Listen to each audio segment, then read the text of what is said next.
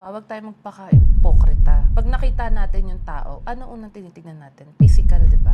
First impressions Yes, last. lagi ka dapat presentable. Kasi pangalawa na lang yan eh. Pag nakausap mo na yung tao, ganyan. Ito Hindi ma-judge, madi-describe. Sa podcast na ito, maririnig mo ang mga kwento ng mga Filipino dito sa Japan.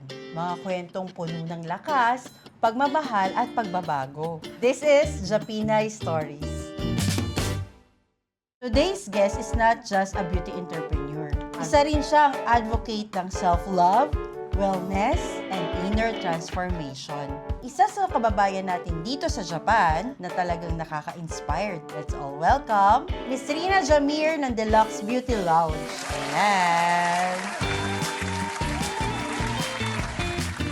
So, nung bata ka, okay naman ba ang childhood sa Pilipinas? Oo naman, masaya. Masaya sa Masaya. Pinas. Paano nung nagpunta ka dito? Paano ka naka-adjust? Siyempre, nung mga time na yun, ilang taong ka ba nung napunta rito? 17 ako dumating dito, bali mag-18 ako noon. So, wala talaga akong, sa mga ka-age ko noon, wala akong kilala. Puro mas matanda yung mga nakilala ko. Kaibigan ng mama ko. Tapos, naka-adjust ako dito nung pumasok ako ng Japanese language school. 2 years ako doon. Iba-ibang lahi yung mga nakasama ko. Tapos may Filipino din. Pero ano lang kami, nung dalawa lang kami. Tatlo? Tatlo kami. Paano, nung time na nandito ka, naisip mo na ba yun na habang bata ka pa na, parang gusto kong pumunta ng ibang bansa, gusto kong pumunta ng Japan, gano'n? Oo, kasi si mama, nandito kasi talaga siya sa Japan. Tapos sinasabi niya sa amin, bata pa lang kami, kukuhain niya kami. So, nasa utak ko na rin na pag lumaki-laki na kami, kukunin niya kami. Nakakalungkot, syempre, sa una. Oo. Kasi syempre, mamimiss mo yung mga kaibigan mo sa Pilipinas. Nung time na yon, passionate ka na talaga sa pagpapaganda, sa sports, at saka sa... Oo, kasi sa sports, elementary pa lang, varsity na ako ng volleyball. Hanggang high school yun. Ngayon, ano yung mga sports mo rito sa Japan? Dito sa Japan, lately, volleyball yan. May community kami ng volleyball. Kasi alam ko ikaw ay nagturo sa akin. Tapos, mahilig talaga ako sa sports eh. Parang gusto ko siyang itry, katulad nung snowboard, di ba? Wala talaga akong ano doon. Actually, siya talaga yung kasama ko sa snowboarding. Wala Mahilig talaga ako mag-try ng mga... Galing niya mag-snowboard. Ayun. Gusto ko yung gumagalaw talaga. Pagpapaganda. Sa pagpapaganda naman, ano ko na talaga siya. Hilig ko na siya. Maarte na talaga ako. Mataba kasi ako nung bata. So, laging sinasabi ng mama ko, mag-diet ka, ganyan. Kaya ka na, talaga, na-challenge ba? Or talagang hilig mo na magpaganda? Na-challenge ako nung kasi maitim din ako nung bata. Tas yung mama ko, oo, dito lang ako pumuti sa Japan. Salamat, Japan, char. Pero nung nakilala kita, maputi-puti ka na nun di ba? Pumusyaw na. Sana all. Kasi yung mama ko, yon frustration. Niyang pumuti ako. Bago ako dalhin dito sa Japan, naalala ko, bumili pa kami ng silka papaya. 15,000 yung nagastos niya doon. Talaga? Ang dami, as in talaga, promise. Ang dami. Kasi gusto niya nga pumuti ako. Kasi pag dito na daw kasi ako, iba daw yung climate dito, gaganda daw yung kutis ko, ganon. Gusto niya pumuti ako, tas ma-enhance yung ganda ko, ganon. Pero kaya yun, dire-diretso na, naging hilig mo na. Tsaka parang wala din akong self-confidence na hindi ako maganda, ganon. Feeling ko, feeling ko talaga. Diyos ko. So, yung gusto ko siyang i-enhance. Kaya nahilig ko talaga din yung pagpapaganda. Yung pag-workout mo everyday, paano mo na pagsasabay yung, yung business mo, tsaka yung Yung mga workout activities? naman, actually, tumaba talaga ako nung pandemic. Before, mahilig na talaga ako mag-workout nung sa Kaisha or company pa lang ako.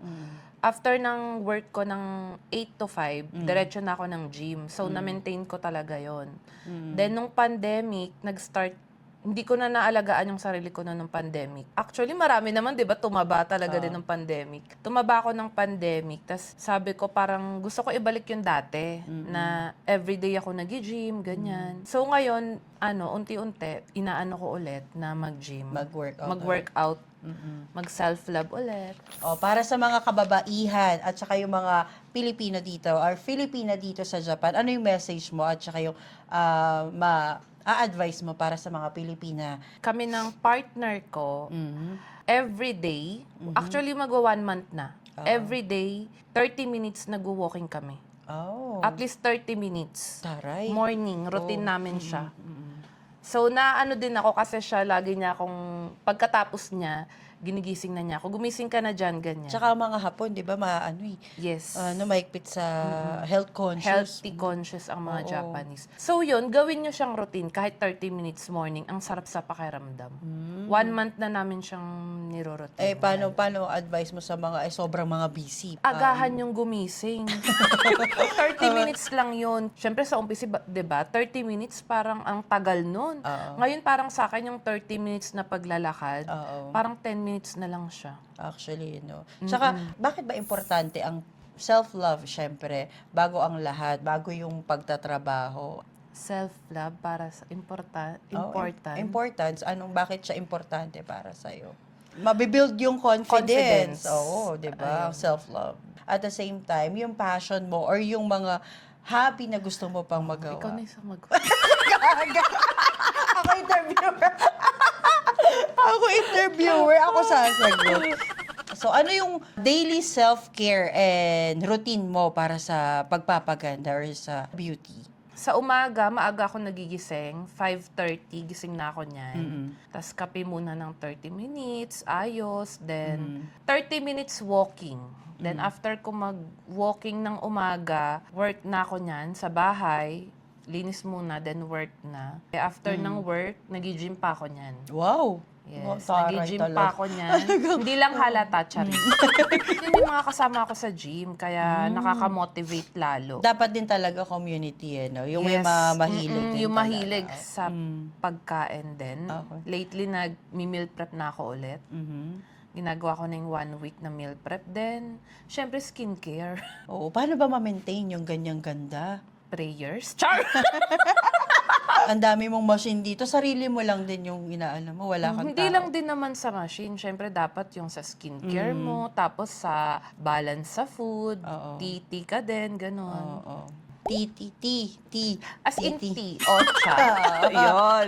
Green tea, Green ganyan. tea, ganyan. So, tapos may mga ini-intake ka din na mga Yes, supplement. syempre, vitamin C, collagen, placenta, yan. Habang bata, mas maganda. Hindi ba magastos? Hindi naman. Sustainable ba talaga dapat? Pero syempre, kailangan may pera ka. Pambili, di ba? Ang pagpapaganda kasi, hindi lang siya yung 1 session lang. Maintenance talaga siya actually. Kahit naman artista, di ba, sinasabi yun. Maintenance talaga siya. What do you believe makes someone truly beautiful? Na pang Miss Universe. Ayan, Tagalogin mo nga. What do you believe makes someone truly beautiful? Anong pinaniniwalaan mo na ang isang tao ay talagang maganda? Confidence lang. Hindi lang outside, but inner din dapat. Yes, syempre. Sa ugali din yan. Din. Pero kasi, tayo wag tayo magpaka-impokrita. Oo. Pag nakita natin yung tao, ano unang tinitignan natin? Physical, di ba? Oo. So, First impressions yes, last, diba? first impression. Oo. Kaya, So, lagi ka dapat presentable. correct. Kasi pangalawa na lang yan yung pag nakausap mo na yung tao, ganyan. Pero Doon ka believe- na hindi ito ma-judge, madi-describe. Doon ka na madi-describe ng Yes, tao. Maganda correct. lang siya, pero yung inner niya is hindi. Oo. So, kailangan dapat laging Maganda. maganda.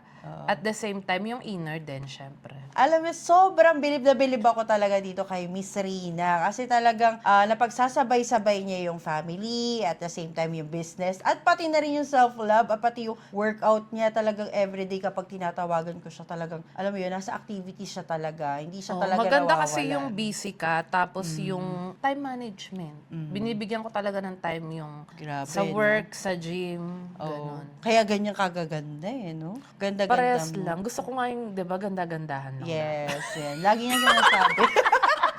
Kasi ganda-gandahan talaga. Oo, gusto ko yung ganda-gandahan lang. Doon mo makikita kung ang tao ay masaya. Pansin mo? Oo. 'Di ba? Actually, Kasi sa aura. Sa aura, sa skin, 'di ba? doon mo talaga mapapansin kung stress or may True. pinagdadaanan. Di ba naman Kaya dapat mo? kahit stress kayo, guys, Oo. mag-ayos pa rin kayo. Kasi parang para sa akin, parang nakaka-boost siya ng confidence. Tapos nakakawala ng stress pag nakita mo yung sasalamin yung sarili mo na ang Correct. ganda mo Oo. kahit may dinadala kang pagsubok, ganun. Talagang nasa physical din talaga Yes. no. Yun yung Kaya talagang kahit stress kayo, unang mag-ayos mo yun. kayo. Correct. Kahit nga minsan nasa bahay ako, nagmi-makeup pa din ako. Taray.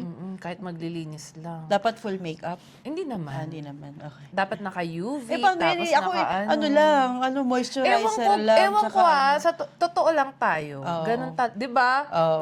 Alam mo yan. Talaga, oo.